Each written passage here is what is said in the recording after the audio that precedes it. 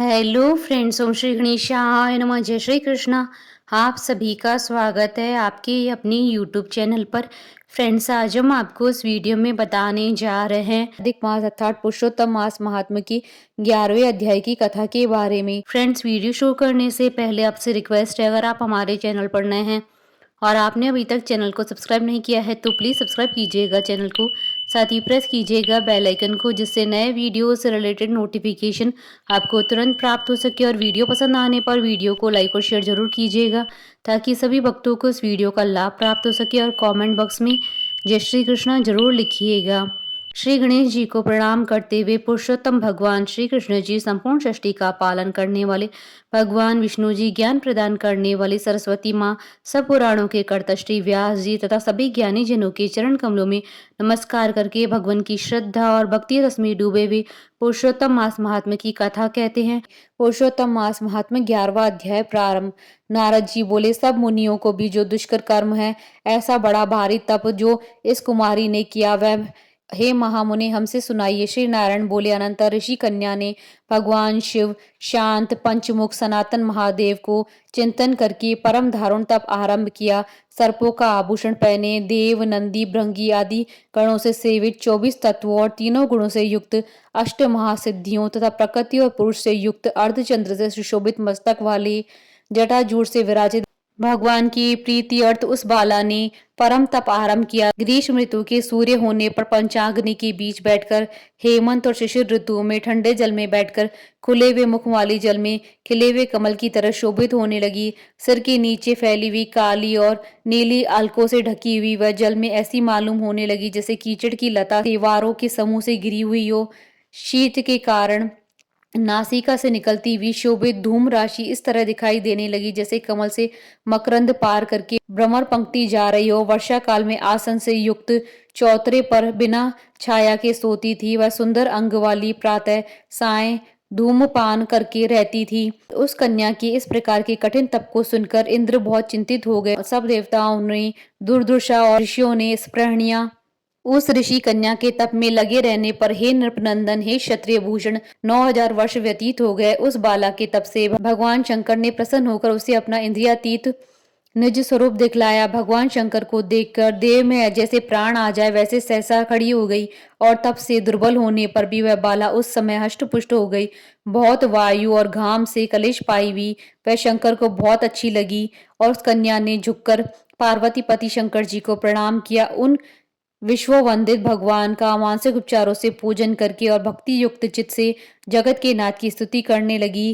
कन्या बोली, हे पार्वती पते, हे प्राणनाथ, हे प्रभु, हे भर्ग, हे भूतेश, हे गौरीश, हे शंभु, हे सोम सूर्याग्नि नेत्र, हे तम, हे मेरे आधार, हे मुंडा स्थिमालिन, आपको प्रणाम है। अनेक तापों से व्याप्त, अंगों में पीड़ा जिसके ऐसा तथा परम घोर संसार रूपी समुद्र में डूबा हुआ, दुष्ट सर्पों तथा काल के तीक्ष्ण दांतों से डसा हुआ मनुष्य भी यदि आपकी शरण में आ जाए तो मुक्त हो जाता है।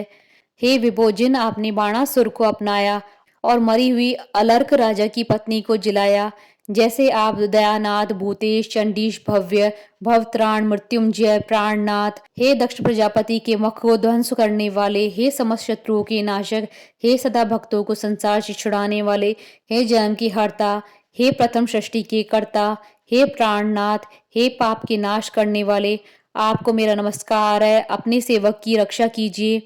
हे नृप, बड़ी भाग्यवती मेधावी की तपस्विनी कन्या इस प्रकार मन से और वाणी से शंकर जी की स्तुति करके चुप हो गई। श्री कृष्ण बोले, कन्या द्वारा की गई स्तुति सुनकर और उसके किए गए उग्र तप से प्रसन्न मुख कमल सदाशिव कन्या से बोले, हे तपस्विनी, तेरा कल्याण हूँ। तेरे मन में जो अभीष्ट है वह वर तू मांग। हे महाभाग्य, मैं प्रसन्न हूँ, तू खेद मत कर। ऐसा भगवान शंकर का वचन सुनकर वह कुमारी अत्यंत आनंद को प्राप्त हुई और हे राजन, प्रसन्न हुए सदाशिव से बोली। कन्या बोली, हे दीनानाथ, हे दया सिंधु, यदि आप मेरे ऊपर प्रसन्न है तो हे प्रभु, मेरी कामना पूर्ण करने में देर न करें। हे महादेव, मुझको पति दीजिए, पति दीजिए, पति दीजिए, मैं पति चाहती हूँ, पति दीजिए।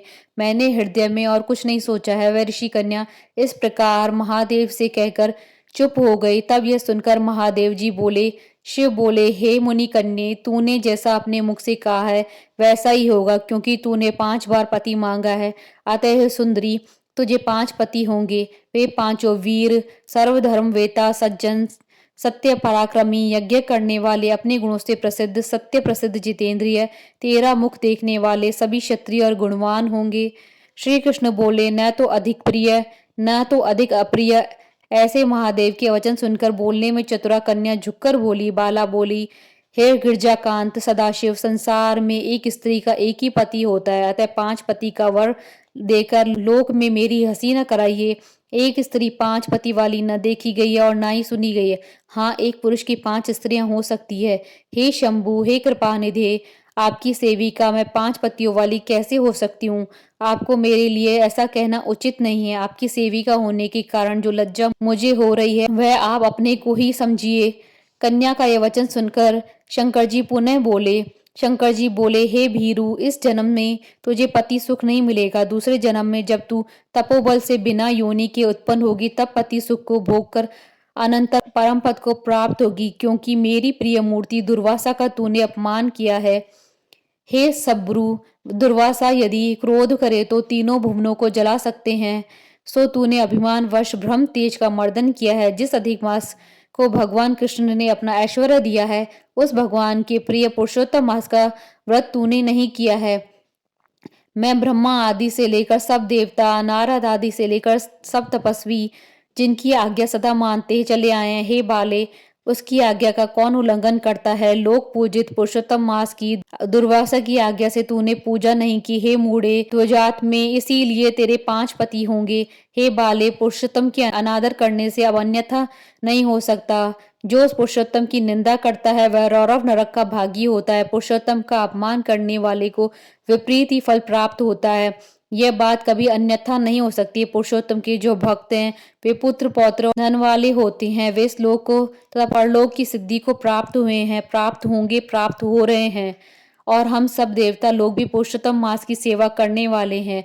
जिस पुरुषोत्तम मास में व्रताधिक से पुरुषोत्तम भगवान शीघ्र प्रसन्न होते हैं, उस सेवा करने योग्य मास को हे सुमध्य में हम लोग कैसे न बजे। उचित और अनुचित विचार की चर्चा करने वाले अतएव अनुकरणीय जो मुनि है, उन अति उत्कट श्रेष्ठ तपस्वी पुरुषों का वचन कैसे मिथ्या हो सकता है? कहो। इस प्रकार कथन कहते हुए भगवान नीलकंठ शीघ्र ही अंतर्ध्यान हो गए। वह बालायूथ से भ्रष्ट मृगी की तरह चकित सी हो गई। सूत जी बोले, हे मुनीश, रेखा सदृश चंद्रमा से युक्त मस्तक वाले सदाशिव जब उत्तर दिशा के प्रति चले गए तब वत्रासुर को मारकर जैसे इंद्र को चिंता हुई थी, उसी प्रकार मुनिराज की कन्या चिंता बाधा करने लगी। इति श्री वैद नारद पुराण पुरुषोत्तम मास महात्म 11वां अध्याय संपूर्ण। बोलिए भगवान विष्णु जी की जय, सनातन धर्म की जय। हमारे साथ इस वीडियो में अंत तक बने रहने के लिए आपका धन्यवाद। ओम श्री गणेशाय नमः। जय श्री कृष्ण।